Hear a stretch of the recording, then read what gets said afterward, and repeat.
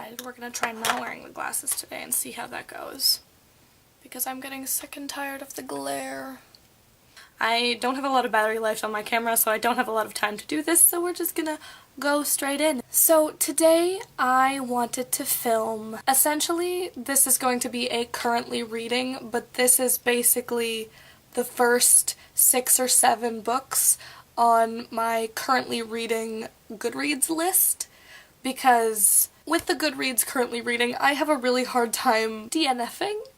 I think. Because for a long time I didn't realize you could make another mutually exclusive shelf, and so I thought that I couldn't figure out how to make it so that when I didn't finish a book, it didn't go into my red folder, because I didn't want to have books that I'd never finished in that folder, and so I just have quite a long list. So this is just the first 7 books that I'm currently reading.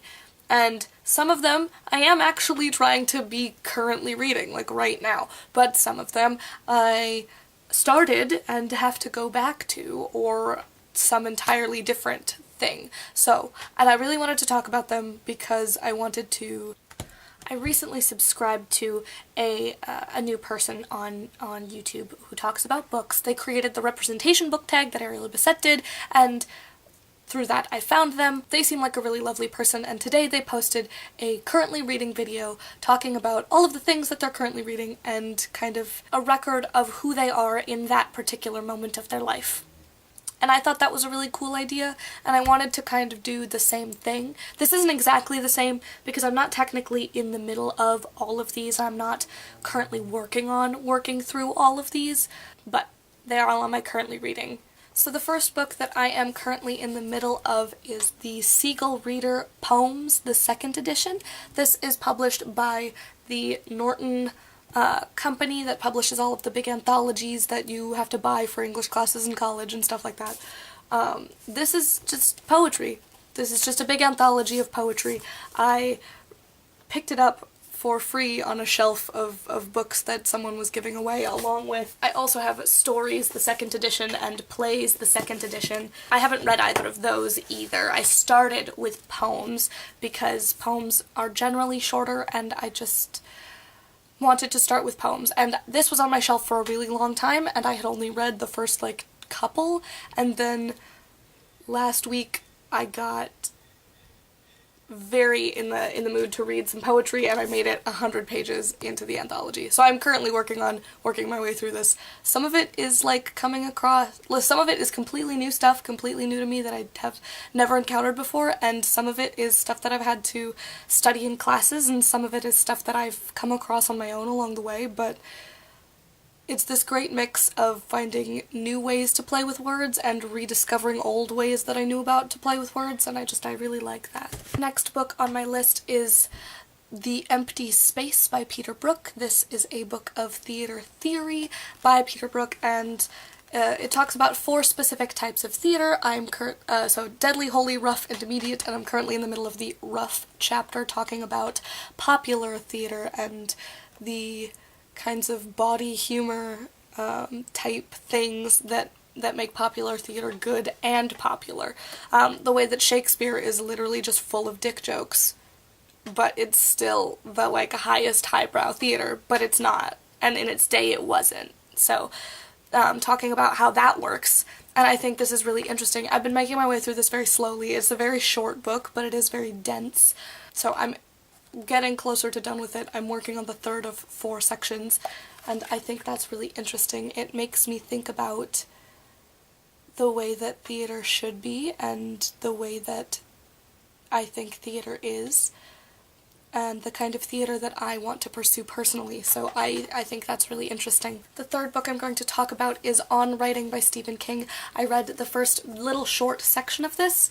I received it as a gift, and the day that I did, I read the first bit of it, and then realized that I was working my way through my theater theory still, and that I wanted to kind of devote my full attention to this at a later time, so I put it back on the shelf, but it's still on my currently reading because, well, it's the kind of book where I feel like if you get the urge to read it, it's not something that you have to read straight through one time, and that's the best way to go at it. I feel like it's the kind of book where you can take it in chunks, potentially, so that's why it's still on my currently reading, even though I have put it down for the moment. So far it's lovely, and I've been hearing a surprising number of people in my YouTube subscription box actually talking about On Writing by Stephen King recently, and how it was really helpful for them as a creative person and as a writer.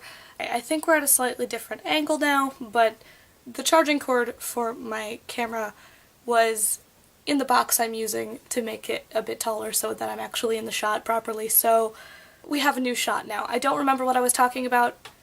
I think it was, so Stephen King's On Writing. I've heard a lot of different people saying a lot of really good things about it, and I am very excited to get to it. The next book that I am in the middle of is Improvisation for the Theater by Viola Spolin. This is the 3rd edition. This book is how to run an improv workshop, kind of. It's got a lot of exercises and techniques in it. This is another book that is more like a textbook than like a novel, and than a memoir or a novel or anything kind of narrative. It's very much a textbook, kind of talking about how to do theater in compelling and interesting ways, and I am also taking this one in chunks because, like I said, it's a bit of a textbook, and I can't do too much of that at once. So I break it up with reading other novels and narratives, while also reading things like this at the same time. The next thing I'm going to show you is The Forbidden Game by L.J. Smith. This book is a book I'm borrowing from a friend. It is a bind-up of 3 shorter novels, and I have read the first one, and I really thoroughly enjoyed the action of that. I thought it was really interesting. I thought the characters were a little bit boring and bland. I didn't really connect with any of the characters, but I think that's because it was a 250-page book that tried to deal with developing 6 different characters. But I did really like the action, and I thought the premise of it was really intriguing. So I have 2 more books to go in this, but I put it aside for the moment because I wanted to read some of my other poetry and other things, other collections. Next on the list is The Circle of Magic, book number 4. This is Briar's book.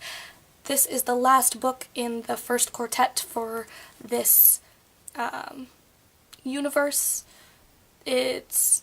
So this is a Tamara Pierce novel. The way Tamara Pierce's canon is formulated is she basically writes in 2 universes.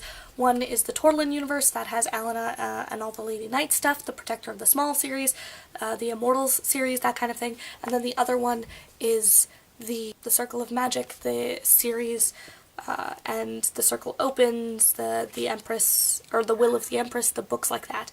And it's set in the country of Summersea. I don't remember what the continent is called that this one is set in, but it's a different universe entirely from, so this is the 4th book of the first series in the Summersea universe.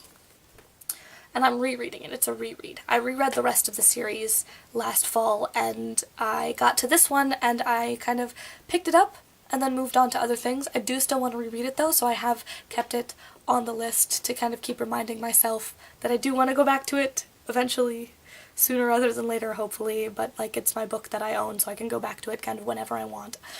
But yes, it's still on the list. This is a very wonderful series about a bunch of teenage magic users trying to figure out how to do that and be that, and growing up and figuring out who they are, found family kinds of things. It's great. And then the last book that I'm going to talk about today is 100 Years of Solitude by Gabriel Garcia Marquez, and this book was a gift to me by my advisor when I graduated from college. It is magical realism. It is a magical realism book by a Colombian author, and I don't remember if I am 100%... I don't know if you can quote me on this, but I feel like 100 Years of Solitude is kind of the foundation of magical realism. I feel like it's kind of the beginning of magical realism. Like if you're trying to get into magical realism, this is where you start, because this book is the book that kind of made it happen. But I don't know for sure. I haven't read a lot of magical realism. I don't really know a lot about the genre. but I remember hearing that somewhere. But I don't have a source, so don't quote me on it. Anyway, I read the beginning of this, I read the first 20 pages last summer. So a long time ago now, last summer. And then I put it down. It was very dense and I didn't really know. I wasn't in the mood for that. I just graduated from college and I needed to read some light, fluffy stuff and read some more fun stuff. Kind of recharge on my academic brain a little bit before I could really pick this up. But like I said, I did read the first 20 pages, and so it's just stayed on the list because I forgot about it a little bit as well.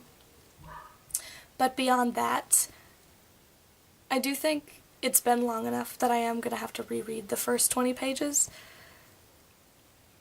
But I'm still not willing to take it off the list because that means that I've given up the first time around, and when I give up once on a book, picking it up that second time makes it that much harder. When I feel like I've just paused on it for 6 months, for some reason it's easier for me to think about it that way. So yes, those are the 7 books at the top of my currently reading list on Goodreads. I hope you have a lovely day and a lovely life, and I will see you next time.